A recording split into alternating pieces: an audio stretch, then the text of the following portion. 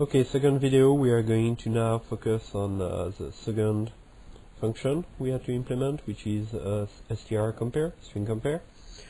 So the purpose is to return one if the strings referred by the two parameters are identical. Okay, return 0 that is false otherwise.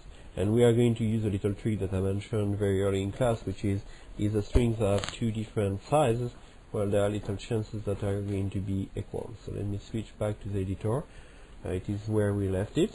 Okay, str length is implemented. Now we are going to implement int str compare, taking char s1 char star s2 as parameter. Here goes our declaration. Sorry. Here goes our definition. There we go. So the first thing we're going to do, we're going to have like two integers, size s1, size, and I'm going to just declare them in the same line, s2. We're going to initialize size s1 to the value returned by str length of s1. We're going to do the same thing for s2, of course, but replacing s1 by s2 in both occurrences. So we have the size of both strings. Now what? Now if size s1 is different than size s2, then I can already return 0. Those strings are not identical. If the size are identical, then I need to compare them. If I didn't take care of measuring the size of the string, right now I wouldn't know which one is shorter, and I wouldn't know exactly when to stop. I would have to keep advancing both strings and stop as soon as one of them is reaching the end of string mark. If only one of them is reaching this mark, then I would return false. They are not the same. If both of them are reaching the end of string mark at the same time, after comparing every character and not finding any discrepancy, then I would say the strings are identical. What I'm going to do here is a different approach. Since I know already the size of the two strings and they are the same, I can go for a for loop. Okay, I can go with a for loop which is going to do int I equals 0. That's going to be my start. I lesser strict than size s1. I could have used size s2, of course. They are the same. I chose size s1, and this is going to be the body of my loop. What do I do inside of this for loop? Well, I'm going to keep comparing both strings. The idea is that as long as the two characters of same index in both strings are equal, I keep going until I reach the end of the string. Okay, if they are different, then I know my string is my two strings are different. They differ at least with that character, and I do not care about checking the others, of course. So I'm going to do something like if s1, and I'm using the array notation for this exercise. If s1 of I is different than s2 of I, then I know they are different, and I'm going to directly return 0 from my function. Get out of my loop, return 0. And this is it. Once I am done with this work, well, if I get out of my loop, that means that I have exhausted all characters. I compared all characters and I never went into the if statement and returned 0. So I can pretty much tell you that those two strings are identical. I'm saving the file. Now let's find a way to test this little piece of code. I'm going to need s2 here equal, let's say, hello. So I have s1 and s2, which are obviously two different strings, and I can test if they are equals, like so. I'm going to write simply s1, so we know what it refers to, is a string to s2. Go to the next line. So I made room here to insert a string in between s1 and s2. Okay, Why did I do this? Well, simply because I want to be able to have a ternary conditional operator in between here. That's going to allow me to say, well, S1 is equal or different, identical or different compared to S2. So I'm going to use that as an occasion to reuse ternary conditional operators. Let's see how this works. This is an expression that goes as parameter to printf.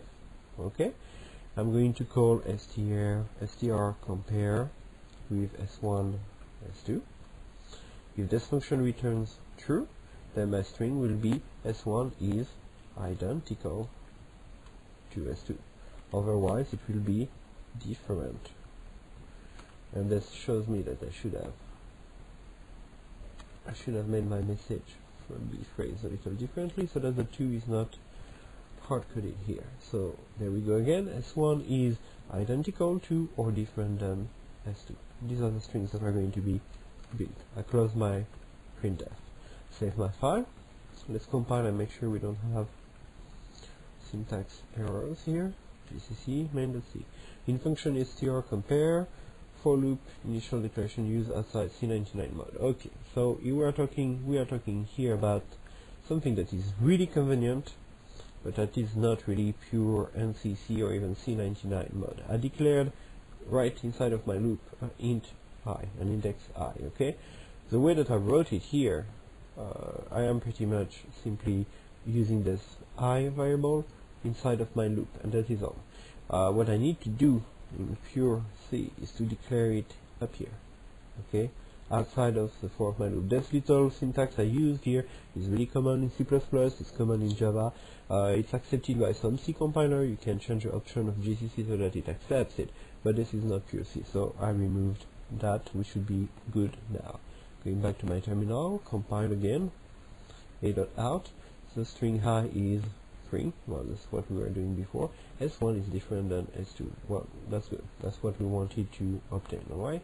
So now, can I just turn in this this program as we discussed in class? No.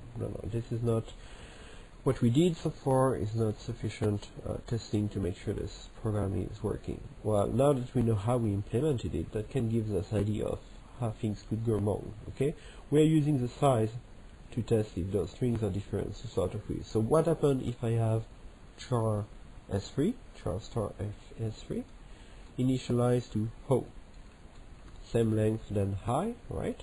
Different characters. So I'm going to try to compare s1 and s3. Okay, little glitch here in the connection. I'm going back up here. I'm going to try to compare s1 and s3, and we're going to see immediately if this function is susceptible to a bug based on two strings being the same size but being different. So once again compiling, executing. They are recognized as different, so that's good. Go back to the code. What else can we test here? Well, let's see. I'm going to use char star s4, and I'm going to initialize s4 to the same value than s1. So I'm trying to compare two strings that are identical. Okay, they are identical because they are exactly actually the same string. So I'm trying to compare s1 with s4, which is really comparing s1 with itself. Okay, because the two pointers contain the same value. Let's test that anyway. Okay, GCC, execute. S1 is identical to S4. Well, this is good news. Okay, this is what we expected. What else can we test? Well, we tried three different possibilities of having strings being different. Okay, two different possibilities. Right. The third possibility is the strings are identical because they are the same. Well, let's try char star s5, and we are going to initialize s5 to high as well. So now we have identical strings, but they are not the same string. So let me write this up real quick. I'm comparing S1 and S5. Save the file. Go back to the terminal, compile, execute. S1 is different than S5. So we have a little problem here. Okay? Let me revisit the code. S1 is initialized to I, S5 is initialized to high, S1 is blah blah blah S5, str compare S1 and S5. A quick look at the file indicates that there's not any problem with the way that we call S1 and S5, okay, with the printf, the compare, etc. However, if you look ahead here, there's simply a misspelling here. It's uppercase H here. So when you have like problems like that, you start where the problem appears, of course at runtime, okay, that is during the execution of str compare, because all of the other tests succeeded. This test failing just indicates that there is a problem when the two strings have the same length, so you would look into that part of the code, okay, and they are identical. But this code is straightforward, so it's easy to see that there is no problem in here. So if you don't find your problem where you expect it, then you start like going back in time in the execution of the program, and in this case we had to go up to the declaration up here, okay. So I'm saving this file, switching to the terminal again, gcc main a.out, and this time it's working. So we are done with this exercise as well.